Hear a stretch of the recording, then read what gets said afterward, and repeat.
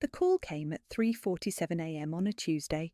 I know because I was already awake, staring at the ceiling, wondering if Mum had remembered to take her evening pills or if I'd have to deal with another episode in the morning. Chloe, this is Dr. Martinez from Mercy General. I'm afraid I have some difficult news about your mother. My name is Chloe, and for the past 10 years I've been the daughter who stayed, the one who gave up her 20s to manage pill schedules and doctor appointments, the one who learned to fix leaky faucets and negotiate with insurance companies, the one who became invisible. She passed peacefully in her sleep, Dr. Martinez continued, but his words felt distant, like they were meant for someone else. I should have cried. Normal daughters cry when their mothers die. Instead, I felt this strange emptiness, like someone had finally turned off a noise I'd grown so used to, I forgot it was there. The funeral was small. Mum's bridge club friends, a few neighbours, and of course, Francesca flew in from Seattle, with her husband Dexter. She looked stunning in her black designer dress, dabbing at perfectly applied makeup with a tissue that never seemed to get wet. Oh, Chloe," she said, pulling me into a hug that smelled like expensive perfume. "I'm so sorry I couldn't be here more. You know how crazy work has been." I knew. I'd heard about her promotions, her new house, her European vacation, all through Mum's glowing phone calls that happened exactly once a week, every Sunday at 2 p.m. "It's fine," I said, because that's what I always said. Dexter shook my hand with the kind of firm grip that screamed, "Successful businessman." "Linda was lucky to have you taking such good care of her." Lucky. Right. 3 days later, we sat in the lawyer's office. Francesca had changed into a navy suit that probably cost more than I spent on groceries in 6 months. She kept checking her phone, muttering about conference calls she was missing. "I really need to get back to Seattle by tonight," she told the lawyer. "Can we speed this up?" Mr. Henderson adjusted his glasses and opened the folder. "Of course, this is fairly straightforward. Linda was very specific about her wishes." I sat in the uncomfortable chair, my hands folded in my lap, wearing the same black dress I'd worn to Dad's funeral 8 years ago. It still fit, mostly because I'd been too busy taking care of everyone else to take care of myself. "To my daughter Francesca," Mr. Henderson read, "who has built such a successful life and made me so proud, I leave my entire estate, including the family home and all assets." The words hit like a slap. I felt my face go numb. "And to my daughter Chloe," he continued, "I want to express my gratitude for repaying the debt of being raised and cared for.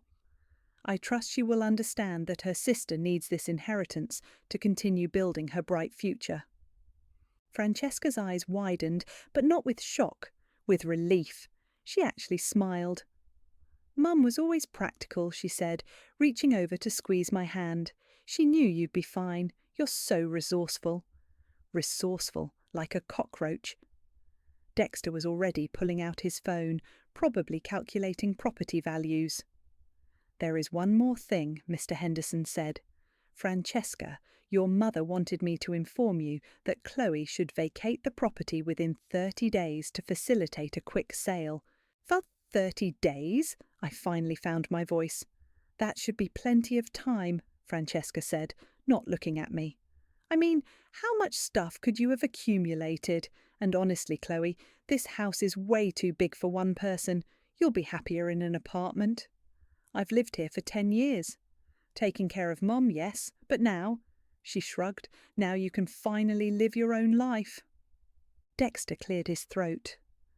"We've already spoken to a realtor. The market's hot right now. We should be able to close within 60 days. I stared at them both. These people who shared my DNA but felt like strangers. Francesca was already discussing staging and curb appeal with her husband, as if I wasn't sitting right there. "Chloe," Mr. Henderson's voice seemed to come from far away, "do you have any questions about the will?" I looked at him, then at my sister, then at the man who'd married her and was now calculating his windfall. "No questions," I said quietly. But I was lying. I had plenty of questions, like how someone could watch their daughter sacrifice a decade of her life and call it repaying a debt. Like how 30 days was supposed to erase 10 years of being the daughter who stayed. Like how they could be so sure I'd just disappear quietly. They had no idea what I'd been planning. The first box I packed was full of Dad's old tools. Francesca had walked right past them in the garage, probably didn't even know they existed. But I'd used every single one over the years, fixing the back porch when it started sagging, replacing the water heater when it died at 2 a.m. on Christmas Eve, patching the roof after that bad storm 3 years ago. You don't have to do this alone, honey. I turned to find Susan standing in the doorway, holding 2 cups of coffee. My neighbour had been watching this whole circus unfold from her kitchen window for the past week. Thanks. I took the coffee, grateful for the warmth. Francesca's realtor wants to do a walkthrough tomorrow. Apparently I'm cluttering the space. Susan snorted. That woman wouldn't know clutter if it bit her on her designer ass. You've kept this place immaculate. Tell that to her. She spent 20 minutes yesterday explaining how the kitchen needs updating and the bathrooms are dated. I pulled out another tool, Dad's old level. These are the same bathrooms I retiled 2 years ago when Mum complained the grout was dingy. With your own money? With my own money, I confirmed. Susan sat down on an overturned crate. How much do you think you've put into this place? I stopped packing. You really want to know? Try me. I walked over to the kitchen counter where I'd been keeping my laptop open. The spreadsheet was already loaded. I'd been updating it for years, though I'd never really planned to use it for anything. Just a habit, I guess. Dad always said to keep track of your expenses. New furnace in 2019, $4,200. Roof repairs, $20,800. Bathroom renovations, $3,400. Kitchen appliances when the old ones died, $12,100. I scrolled down. Property taxes I paid when Mum forgot, $18,000 over 3 years. Groceries, utilities, medical supplies. Jesus, Chloe. The total's just over $47,000, and that's not counting my time or the fact that I haven't had a real job in a decade because someone needed to be here 24/7. Susan was quiet for a long moment. You kept receipts for all of this? Every single one. Dad taught me that. Paper trail for everything, Chloe. You never know when you'll need it. Smart man. Smarter than I gave him credit for. I closed the laptop. He probably knew Mum would pull something like this. My phone buzzed. Text from Francesca. Realtor, coming at 10 a.m. tomorrow. Make sure your stuff is out of the main rooms. First impressions matter. I showed Susan the message. Oh, unbelievable, she muttered. That girl has some nerve. She's not a girl anymore. She's 38 years old with a mortgage and a husband who drives a BMW. And a sister she's screwing over. I started wrapping Dad's tools in newspaper. You know what the funny thing is? Mum used to brag about how responsible Francesca was, how she was building something with her life, like what I was doing here didn't count. Taking care of a sick parent is building something. Not according to the will. According to the will, I was just repaying a debt. Susan stood up and started helping me pack. What are you going to do? Find an apartment, I guess. Start over at 36.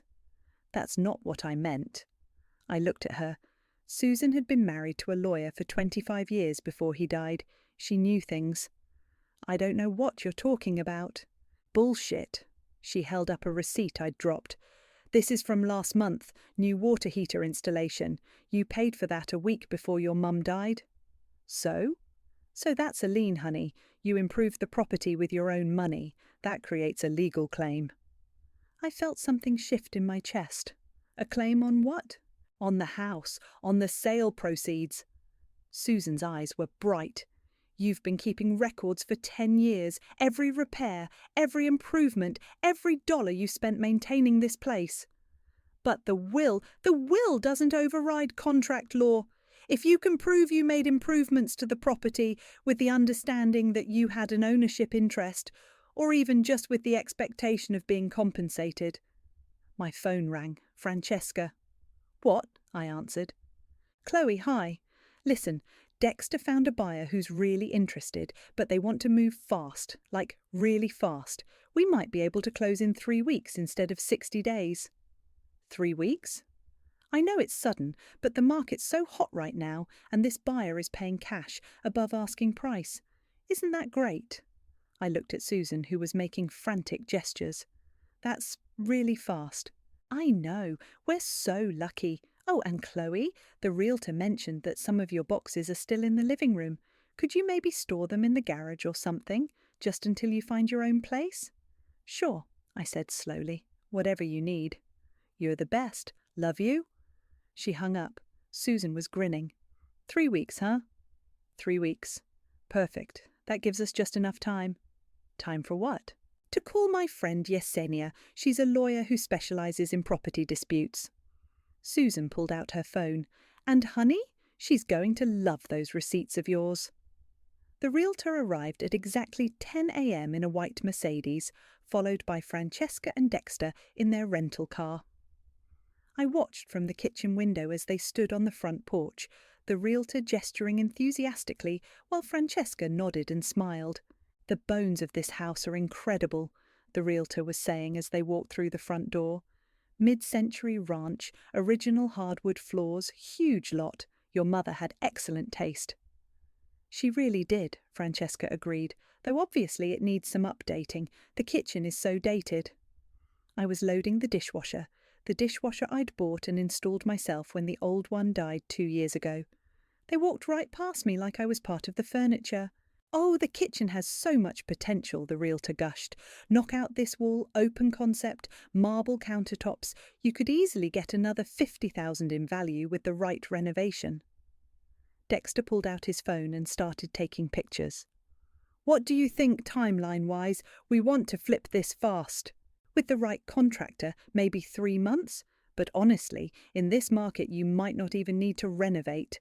I've got a buyer who's been looking for exactly this type of property. They moved into the living room. I followed at a distance, carrying a laundry basket as camouflage. Now this is a showstopper, the realtor said, running her hand along the mantelpiece. Original stone fireplace, built-in bookshelves, very Mad Men. The furniture has to go, obviously, Francesca said, looking at Mum's old recliner. Most of this stuff is ancient. That's Dad's chair, I said quietly. They all turned to look at me like they'd forgotten I existed. Sorry, Francesca said, not sounding sorry at all. I didn't realise you were still here. Shouldn't you be at work or something? I'm packing. Right, well, maybe you could pack somewhere else. We're trying to show the house. The realtor cleared her throat diplomatically. Actually, it's better if the property appears vacant during showings, helps buyers envision themselves in the space. Of course, I said, I'll just grab a few things from upstairs. I headed up to Mum's room, where I'd been slowly going through her belongings. Most of it was junk, old magazines, expired medications, costume jewellery. But tucked in the back of her closet, I'd found a small wooden box I'd never seen before. Inside were letters, old ones from the 1980s in Dad's handwriting. I'd been meaning to read through them, but now seemed like the perfect time. Downstairs I could hear Francesca getting more excited. The master suite is huge, she was saying, and look at this walk-in closet. Mum always had such great taste in clothes. The bathroom could use some work, Dexter added, but nothing major. I unfolded one of Dad's letters. It was addressed to Mom, dated 1987. Linda, I know you're worried about the house payments, but I promise we'll figure it out. The loan from your sister will help us get through this rough patch. We just need to make sure we pay her back with interest, like we agreed. I don't want there to be any confusion about the terms later. I read it again. Mum had borrowed money from her sister? I'd never heard about any sister. Mum always said she was an only child. Chloe? Francesca's voice carried up the stairs. Could you come down here for a second? I folded the letter and slipped it into my pocket, then grabbed the whole box. Something told me these might be important. Downstairs they were all standing in the kitchen looking at me expectantly. The realtor has some questions about the property history, Francesca said. You know, maintenance issues, that kind of thing. What kind of questions? The realtor smiled professionally. Just standard due diligence, any major repairs in the last few years, plumbing issues, electrical work, that sort of thing. I looked at Francesca, who was watching me carefully. There have been some repairs, I said slowly. Nothing major though, right? Francesca jumped in. I mean, Mum never mentioned any big problems. The roof was redone 3 years ago. New water heater last month. I retiled both bathrooms, replaced the kitchen appliances, fixed the foundation crack in the basement. The realtor was taking notes. And these were all done by licensed contractors? Some of them. What about permits, for the bathroom work especially? I felt Francesca's eyes boring into me. I have all the paperwork. Great, could you email me copies, just for the disclosure forms? Sure. After they left, I sat at the kitchen table, with Dad's letters spread out in front of me. There were a dozen of them, all from the same time period. References to loans, payments, agreements with Aunt Margaret, a woman I'd never heard of. My phone rang. Susan. How did it go with the realtor? Interesting. They want to close in 2 weeks now. 2 weeks. Jesus, they're really pushing this. Susan, I found something. Letters from my dad about some loan Mum took out in the 80s from a sister I never knew existed. What kind of loan? I'm not sure yet, but there's something about paying it back with interest and terms that needed to be clear. Bring everything to Yesenia tomorrow. Letters, receipts, everything. I already called her. We're meeting at 9. Good girl. And Chloe? Yeah? Don't let them rush you out of that house. Not yet. Yesenia's office was nothing like the fancy law firms you see on TV. It was in a strip mall between a nail salon and a tax preparation service, with mismatched furniture and stacks of files everywhere. But Susan had sworn by her, and the woman who greeted me looked like she could tear someone apart in court without breaking a sweat. You must be Chloe. Susan told me about your situation. She gestured to a chair across from her desk. Bring everything? I hefted 3 banker's boxes onto her desk. 10 years' worth of receipts, work orders, bank statements, and these letters I found. Yesenia opened the first box and whistled. You weren't kidding about keeping records. This is beautiful work. My dad taught me to save everything. Smart man. She pulled out a folder of receipts and started flipping through them. New furnace, roof repair, bathroom renovation. Jesus, you've put some serious money into this place. 47,000, not counting labour I did myself. And your mother knew about all this? She lived there. She saw the work being done. Did she ever object? Tell you to stop spending your money on improvements? I thought about it. No. She'd complain about the noise or the mess, but she never told me not to do the work. Sometimes she'd even suggest things that needed fixing. Yesenia made notes on a legal pad. That's good. Shows implied consent, maybe even encouragement. She picked up one of Dad's letters. Now tell me about these. I found them in Mum's closet. They're from my dad to my mum from the late 80s. Something about a loan from Mum's sister. She read through them quickly, her eyebrows rising. Margaret, did you ever meet this aunt? I didn't even know she existed until yesterday. These letters mention specific terms. Interest payments, collateral. She looked up at me. Your mother told you she was an only child? Always. Interesting. She made more notes. I'm going to need to do some research on this Margaret situation, but in the meantime, let's focus on what we can prove right now. She opened her laptop and started typing. Based on these receipts, I can file liens for every major improvement you made to the property. The legal theory is that you made these expenditures with the reasonable expectation of compensation or continued occupancy. But I never had a written agreement with Mum. Doesn't matter. You lived there for 10 years as the primary caretaker. You made substantial improvements with her knowledge and consent. That creates what we call a constructive trust. My phone buzzed. Text message. Sorry, let me just check this. I looked at the screen. It was from Francesca. Great news. Buyer wants to close next Friday. Can you be out by Wednesday? Realtor needs to stage the house. I showed Yesenia the message. Next Friday, that's 8 days from now. They keep moving the timeline up. Because they smell money and they want you gone before you can do anything about it. She turned back to her computer. How fast can you get me copies of all these receipts? I can scan them tonight. Good, I'll have the lien documents ready to file by Thursday morning. Thursday? But they're closing Friday. Yesenia smiled, and it wasn't a nice smile. Exactly, nothing ruins a real estate closing like surprise liens on the property. I felt a flutter of something in my chest. Hope, maybe, or revenge, hard to tell the difference. What happens when they find out? Well, liens have to be satisfied before the property can transfer clear title, so either they pay you what you're owed or the sale falls through. How much are we talking about?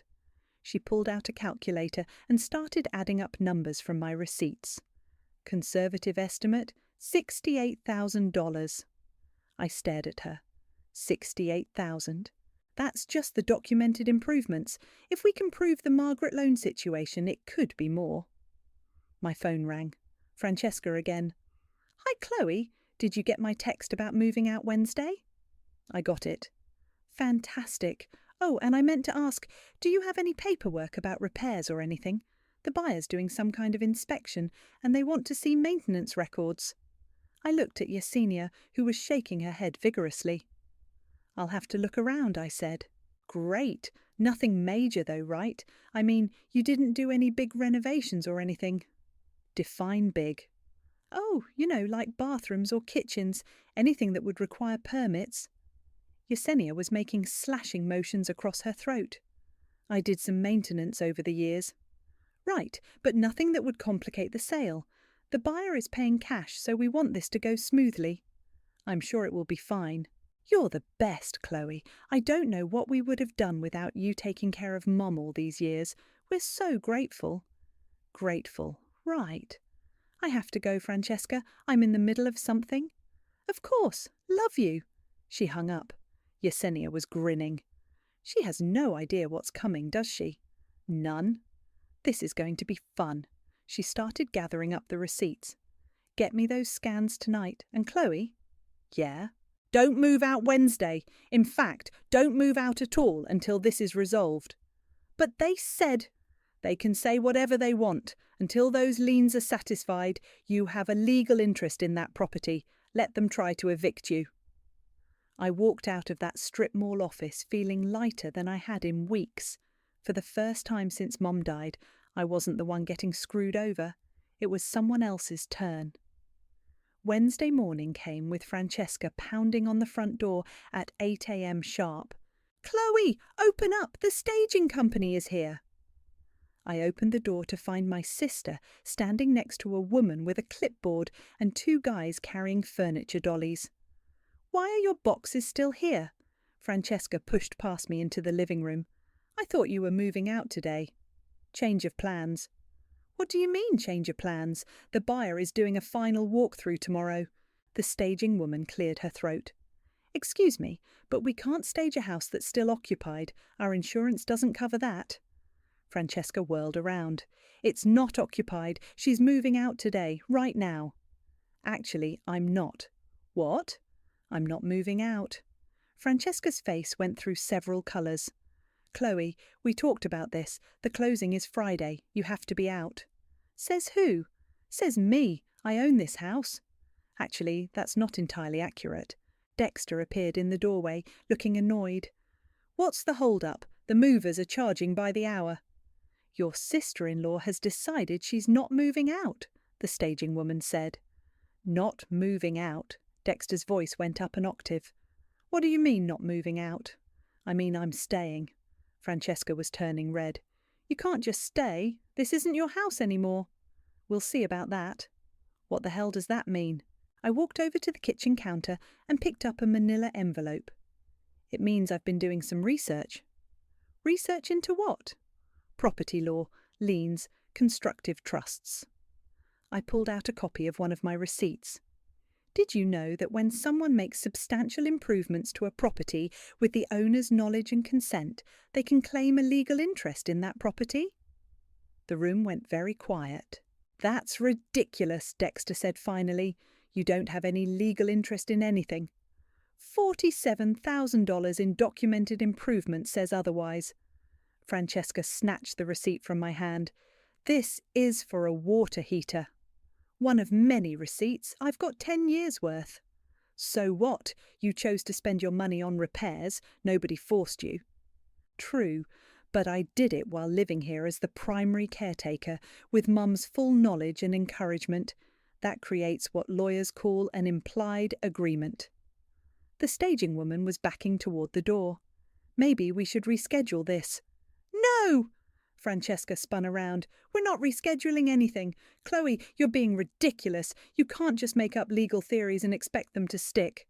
I'm not making them up. Then prove it. I pulled out my phone and dialed Yesenia's number. She answered on the first ring. Yesenia, it's Chloe. Could you explain to my sister what liens are? I put the phone on speaker. Of course, a lien is a legal claim against a property that must be satisfied before the property can be sold with clear title. In Chloe's case, we've documented over $60,000 in improvements she made to the family home. Francesca grabbed the phone. This is Francesca. You can't just file liens against my property. Actually, I can, and I did, this morning. The silence in the room was deafening. You did what? Dexter's voice was barely a whisper. I filed liens against the property for all documented improvements Chloe made over the past 10 years. The total comes to $68,437. Francesca was staring at the phone like it had grown fangs. That's impossible. Would you like me to read you the filing numbers? This is insane, Francesca shouted. You can't do this. The closing is Friday. Then you'd better figure out how to pay those liens, because they have to be satisfied before the property can transfer. Dexter had gone pale. How much did you say? $68,437, plus interest and filing fees. We don't have that kind of money, he whispered. Then the sale can't proceed, Yesenia said cheerfully. Simple as that. Francesca was hyperventilating. This is fraud. This is extortion. This is contract law. Chloe has every receipt, every work order, every bank statement. She can prove every dollar she spent improving that property. The staging woman had made it to the door. I'm going to go ahead and cancel today's appointment. Wait! Francesca lunged after her.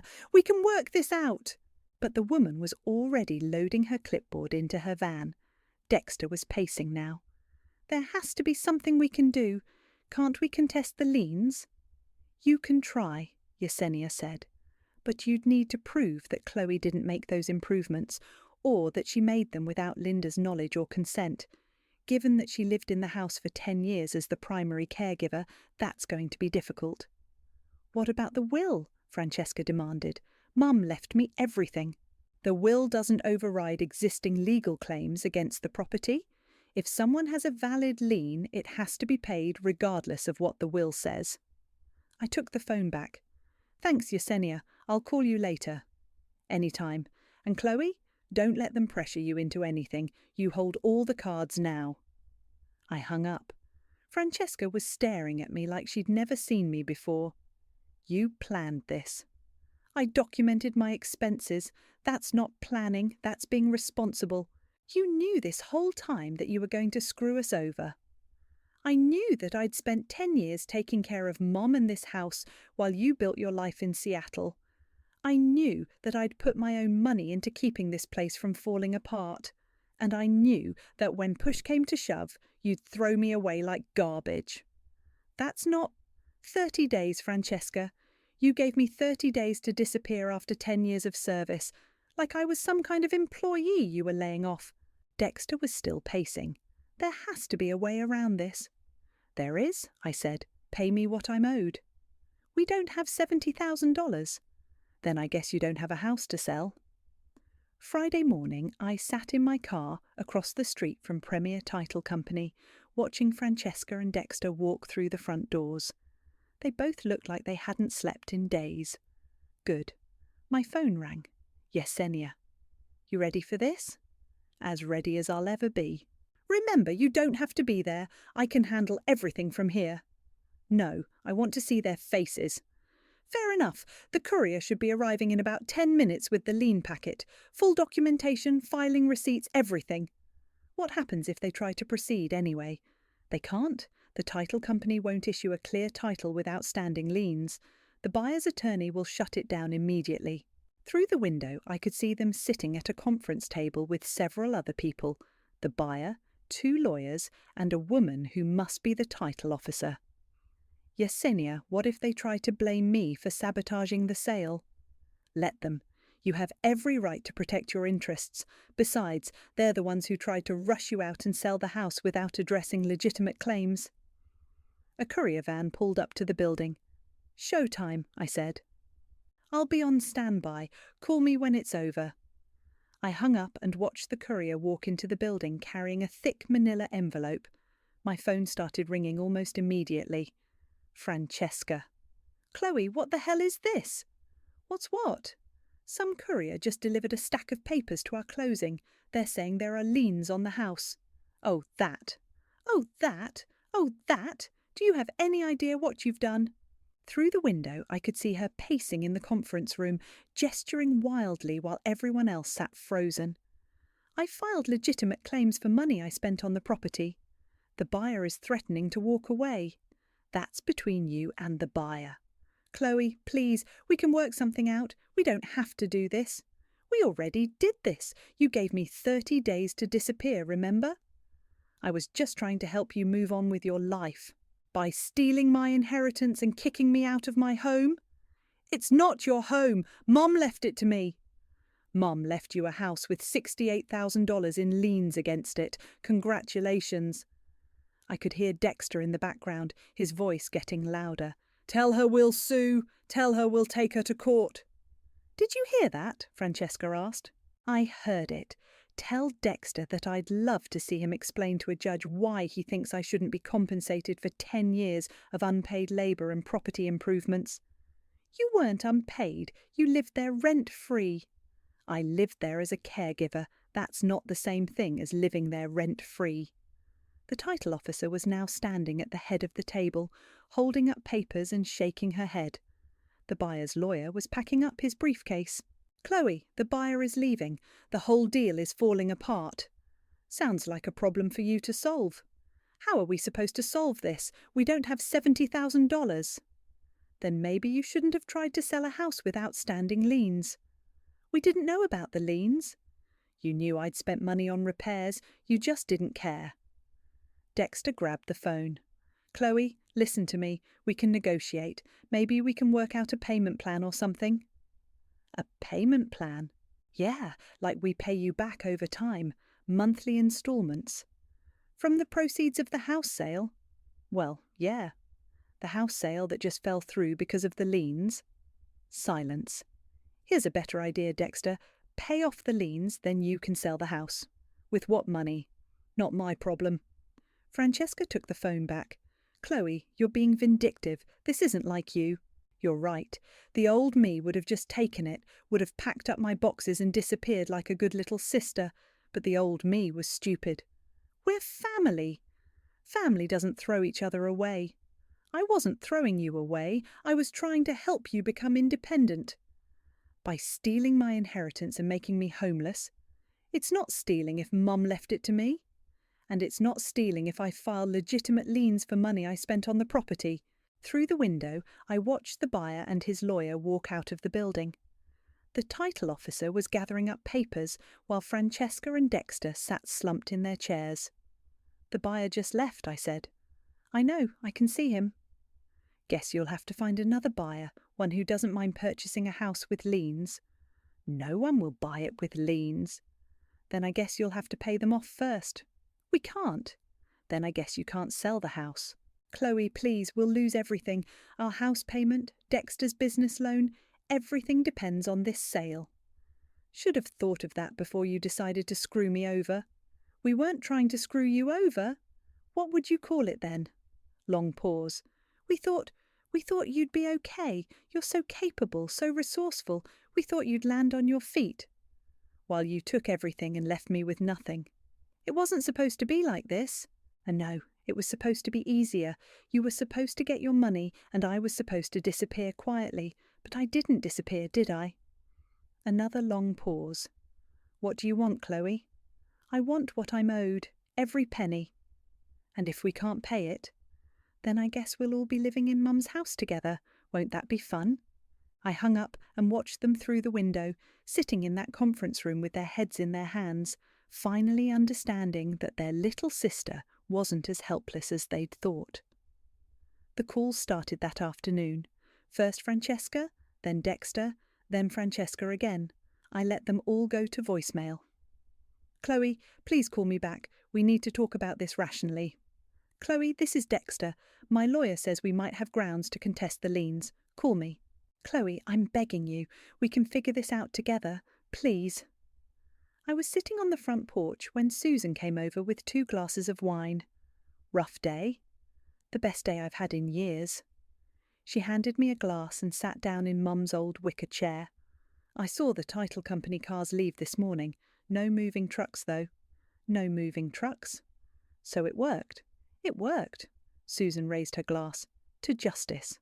To justice. We sat in comfortable silence for a while, watching the sun set over the neighbourhood I'd called home for 10 years. You know what the funny thing is? I said finally. I never wanted to hurt them. I just wanted them to see me. They see you now. My phone rang again. This time I answered. What, Francesca? Don't hang up, please. I'm listening. Dexter's talking to his lawyer about contesting the liens. Good luck with that. But I told him not to. I sat up straighter. You what? I told him not to fight it. You're right, Chloe. We screwed you over. Where is this coming from? I've been thinking about what you said, about family not throwing each other away. Her voice was shaky. I threw you away, didn't I? Yeah, you did. I didn't mean to. I swear I didn't mean to. But you did it anyway. I was so focused on the money, on what this could mean for our future. Dexter's been under so much pressure with his business, and our mortgage is killing us, and I thought... You thought I'd just disappear and make it easy for you? Yes. At least she was being honest. Chloe, what if we split it? Split what? The house, the proceeds, 50-50. Susan was watching me carefully. After the liens are paid off. After the liens are paid off. So you get about 40,000 and I get about 40,000? Something like that, yeah. What about Dexter? What about him? Is he on board with this? Long pause. He will be. He doesn't sound on board. He's scared. We both are. We borrowed against our house to cover some business expenses, thinking we'd pay it back with Mum's inheritance. If we can't sell, you'll lose your house. Yeah. I looked at Susan, who shrugged like it was my call. Francesca, can I ask you something? Anything. When was the last time you called me? Before Mom died, I mean. What do you mean? I mean, when was the last time you called me just to see how I was doing? Not to check on Mom, not because it was my birthday or Christmas, just to talk to me. Silence. I can't remember either, I said. Do you know what I did for 10 years while you were building your career? You took care of Mum. I gave up my life. I gave up dating, friends, career opportunities, everything. I became invisible so you could stay visible. Chloe, I'm not done. Do you know what Mum used to say when you'd call on Sundays? What? She'd light up like Christmas morning. Francesca's calling, she'd announce, like it was the highlight of her week. Which it was. She loved you too. She tolerated me. There's a difference. That's not true. It is true. And you know what? I accepted it. I thought that was just how families worked. The successful daughter gets the love, the caretaker daughter gets the duty. I never asked you to sacrifice your life. You didn't have to ask. You just assumed I would, and I did. More silence. But here's the thing, Francesca. I'm done being invisible. I'm done being the daughter who sacrifices everything and gets nothing. So what do you want? I want what I'm owed, all of it. The full 68,000? Plus interest, plus legal fees, plus compensation for 10 years of unpaid labour. Chloe, that's more than the house is worth. Then you have a problem. We can't pay that. Then don't sell the house. What are we supposed to do? Figure it out. You're the successful one, remember? The one who built something with her life. I could hear her crying now. I'm sorry, she whispered. I'm so sorry. I know you are. Can you forgive me? I looked out at the street where I'd learned to ride a bike, where Dad had taught me to change a tyre, where I'd spent the last 10 years of my life becoming someone I didn't recognise.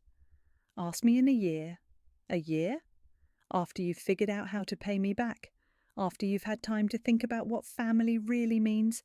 After you've learned what it feels like to lose everything. Chloe, I have to go, Francesca. Susan and I are having dinner. Wait, I hung up. Susan was smiling. Feel good? It feels like something. I'm not sure what yet. Revenge? Maybe, or maybe just like I finally found my voice. My phone buzzed with a text from an unknown number. This is Dexter. You've made your point. Name your price. I showed Susan the message. What are you going to tell him? The truth, that some things aren't for sale. I typed back, my price is what I'm owed. Nothing more, nothing less. His response came immediately.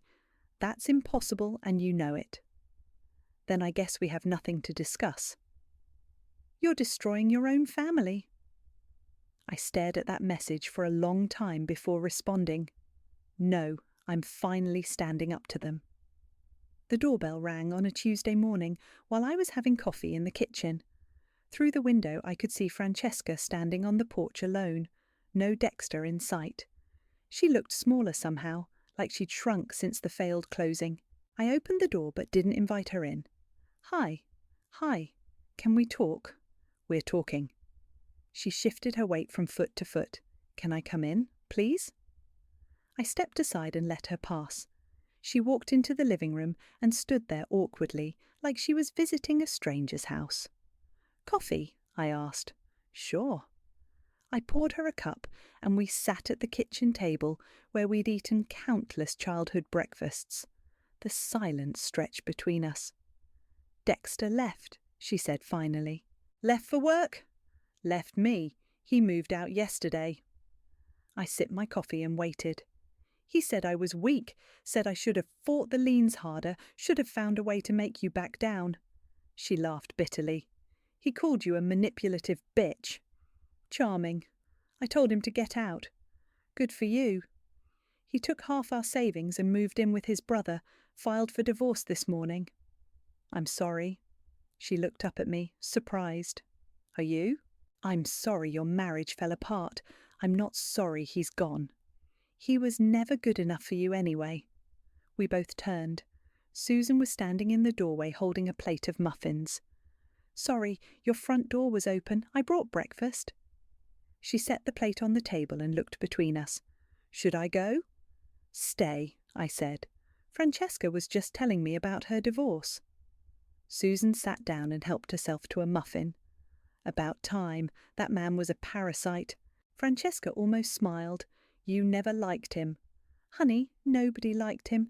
We just tolerated him because you seemed happy. I wasn't happy. I was just successful. There's a difference. Took you long enough to figure that out, Susan said. Susan, I warned. What? It's true. That girl's been chasing the wrong things her whole life. Francesca was quiet for a moment. She's right. I spent so much time trying to be what I thought Mum wanted me to be that I forgot who I actually was. And who are you? I asked. I don't know anymore. I thought I was the successful daughter, the one who made it out, who built something important. But what did I actually build? A marriage to a man who only loved my potential inheritance? A career that keeps me so busy I forgot I had a sister? She picked at her muffin. Do you know I haven't been to a movie by myself in 15 years? I haven't read a book that wasn't for work. I haven't had a real friend since college because I was too busy networking. That sounds lonely. It was, but I thought that's what success looked like. I thought that's what Mum wanted. What Mum wanted was for you to be happy. No, she didn't. She wanted me to be impressive. There's a difference. Susan nodded approvingly. Now you're getting somewhere. Francesca looked at me directly for the first time since she'd arrived. I found something else in Mum's papers about Aunt Margaret. What about her? She's still alive, lives in Florida. I called her. And? The loan Dad mentioned in those letters. It was for this house. Mum borrowed money from Margaret to help with the down payment back in 1987. So the terms were that Margaret would get paid back when the house was sold with interest, but Mum never sold the house. She just never paid her back. I felt something cold settle in my stomach. How much? With interest, about $40,000. Susan whistled low. So even if you'd sold the house without the liens, there would have been another claim against it, Francesca finished. Margaret has been waiting 35 years to get paid back. Did you tell her about Mum? Yeah, she cried. They had a falling out over the money and never spoke again. Margaret thought Mum had cheated her on purpose. Had she? I don't think so. I think she just forgot, or hoped Margaret would forget. We sat in silence processing this. So what happens now? I asked. Margaret's flying up next week. She wants to meet us both, wants to see the house one more time before we figure out what to do. What to do about what? Francesca pulled out a folded paper from her purse. I had my lawyer draw this up. I unfolded it. It was a deed transfer signing over her half of the house to me. Francesca, I can't. Yes, you can. You earned it. You put 10 years of your life into this place, and I put nothing. Mum was wrong to leave it all to me, and I was wrong to try to kick you out. But Margaret, we'll figure out Margaret together, as sisters. Susan was grinning. I like this plan. What about your house? Your mortgage? I'll figure it out. Maybe I'll get a smaller place, something I can actually afford on my own. Maybe I'll finally figure out who I am when I'm not trying to impress anyone. I stared at the deed. Are you sure? I've never been more sure of anything in my life. I folded the paper and set it aside. I don't want the whole house.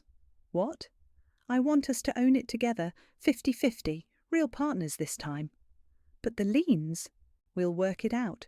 Maybe we rent out rooms, maybe we turn it into a duplex, maybe we just live here together and figure out how to be sisters again. Francesca started crying, not the pretty crying from the funeral, but ugly, relieved sobs. I missed you, she said. I missed having a sister. I missed you too. Susan stood up and brushed muffin crumbs off her hands. Well, this got sappy fast. I'm going home before you two start braiding each other's hair. She paused at the door. But for what it's worth, I'm proud of both of you. It takes guts to admit when you're wrong, and it takes even more guts to forgive. After she left, Francesca and I sat at the table drinking coffee and talking about everything we'd missed in each other's lives, about Mum's favouritism and Dad's fairness, about the years of resentment and the price of revenge. Do you think we can really make this work? She asked. I don't know, but I think we owe it to ourselves to try. And to Dad. He always said family was the only thing that really mattered. Then let's prove him right. We shook hands across the table, sealing a deal that was about so much more than money or property. It was about second chances and the possibility that sometimes, just sometimes, justice and mercy could coexist. The house was still full of liens and debts and complications, but for the first time in years it also felt like home,